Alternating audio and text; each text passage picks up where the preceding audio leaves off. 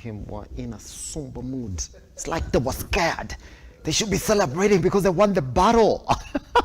But every other person was quiet. What were they mourning over? Anyway, Kenyans would then know exactly what it is that they're getting faced with next. By the way, some of those are coming into effect, on the 1st of July. Good. Let's then introduce the panel again that is joining us this morning. I do have Mr. Wachira Macharia and Nabiswa Brian. Good. Mr. Macharia, let me start with you. What is the...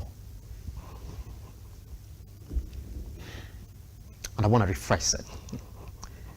It looks as if with the signing into law, the Finance Bill 2023, that the Azimio coalition has lost, that no threat to go to the street, no threat of a leeway into court, no threat of coming up with their alternative finance bill, no threat of winning the battle in Parliament, has essentially given them space that this is now a won battle, just like they were told by President Ruto. Mr. Macharia.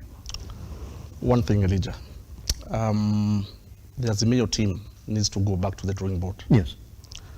They seem to have been focusing, actually in the words of Sun Tzu, the art of war, where Sun Tzu had said that you should concentrate your forces. That is the first error, I think, that Azimio had made from the beginning. They're still making the same mistake. This is the reason why. They always revert back to the streets. We know that previously the Azimio team had gone to court to contest the presidential elections. They lost. They did not get any international support from any election observers. That was a loss for them. The bill has been passed. They've lost in Parliament again.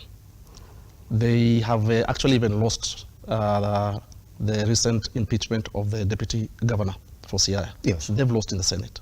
That is where they should actually try to concentrate their forces. Okay? Now, as far as whether they've lost or not, the fact is, yes, they've lost on all rounds. So what can they do? They are, first of all, always reverting to the same old tactic of going back to the streets, of which I can assure you they will lose. Okay?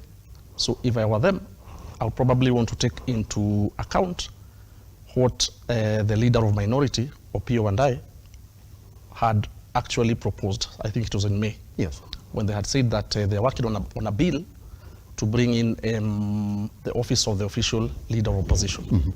That, to me, I think, is something they should start admitting as a new strategy, because in that does not mean that they're going to stop. Whether they're going to go back to the streets, that's okay. It's within their constitutional rights, as long as they don't break the law. If at all they still admit the amendment of the constitution, or they bring the office of the leader of official opposition, it is better for them. It is a plus for them. Okay? That, for now, I think initially is my take, as they go back to the drawing board and try and ask themselves, what are we doing? Secondly, thirdly, they had equally said that they were planning to come up with a parallel finance bill and bring it to the people for public participation, which they did not. Again, a loss. So Azimio is continuously, in my opinion, making the error of actually always saying we are going to go back to the streets. They postponed. Yes. We are going to go back and give you a parallel finance bill. They did not deliver one. We are going to make sure we marshal our forces in the House of Parliament. They fail. Yes. So they're looking at a real critical crisis of a lose, lose, lose, lose. On that particular point, Yes. on the areas that you've noted, Yes. Mr. Macharia, let's go back to going to creating the official office of the opposition leader. Yes. That was already, I would say, supported by the president. Yes. And he actually did say that. But you did see the reaction of the Kenya Kwanza members of parliament in the House. They said, no, we do not think that we are going to support that. Because that, again, has to go back to the National House. Yes, and they've been losing in the National House. Exactly. They will win in that one. Because, number one, the foot soldiers, that is members of parliament and senators who are on the president's side, they've been actually directed by their leader, that is the president. We are okay with that bill, have it passed. And I'll just give you a small excerpt on the bill. Why I say it is important for the Azimio team to actually consider and admit that bill, even on their own drafting. That bill says that they're going to create an office of the official leader of opposition. It will be funded by the exchequer. Yes. That is a good thing. Number two, it says that it proposes that while the leader of official opposition can be or will be insulated from civil or criminal proceedings while in office. That's a plus. Okay. Thirdly, it gives the leader of official opposition the chance and opportunity to address the House periodically and the country periodically. For me, why I think they should consider admitting that is particularly on this note.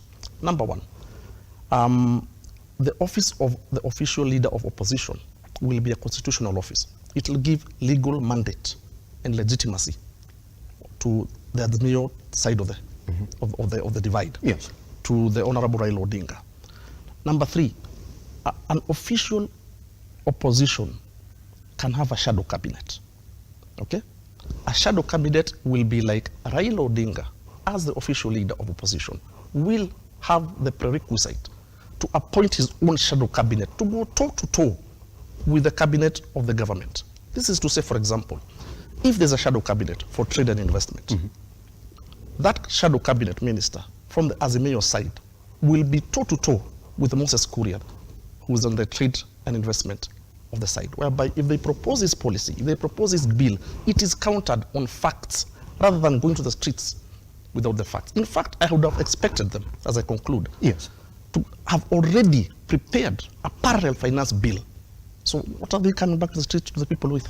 That's my question. Pretty much. I'll be coming back to you because then somebody is asking, what does Raila Amolo Odinga really want? Because even if we talk about the Azimio plan,